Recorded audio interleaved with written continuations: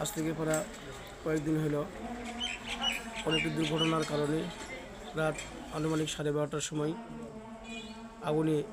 মসজিদে আগুন লেগে পুরো ছাই হয়ে গেছে। এতে আমরা সকলেই মর্মাহত। যে আগুনটা লেগেছে বিশেষ একটি কারণে, সব মানুষগুলো রাত্রে যখন ঘুমিয়ে থাকে, হঠাৎ সে রাতের মধ্যে এমন একটি আওয়াজ হলো, মসজিদে আগুনে পুড়ে ছাই যাচ্ছে। দলে দলে মানুষ ছোটাছুটি করে আসতেছে, দেখতেছি যে মুখের আগুন লেগেছে, অনেক আগুন। হঠাৎ করে ফায়ার সার্ভিস আসলেন, আসে আগুনটাকে নিভানোর চেষ্টা করলেন। সে আগুনটা লেগেছে একটি দুর্ঘটনার কারণে। সামনে মসজিদের বাম পাশে চায়ের দোকান, চায়ের দোকানের উপরে ওই দোকানদার চুলার উপরে খড়ি রেখেছিল, সেই খড়ি নিয়ে আগুনের দুর্ঘটনা করে মসজিদের মধ্যে আগুনটা লেগেছে। এই জন্য আমরা সকল এলাকাবাসী, যতগুলো আমরা মুসলমান বান্দি আছি, সকলে আমরা উদাত্ত আহ্বান জানাচ্ছি, আমরা মসজিদের মধ্যে হাত বাড়িয়ে দিব, মসজিদের মধ্যে দান সদকা করব। মসজিদের টাকা দিয়ে আসলে যেরকম ছিল তার থেকে যেন বেশি ভালো সুন্দর একটা মসজিদ নির্মাণ করতে পারি।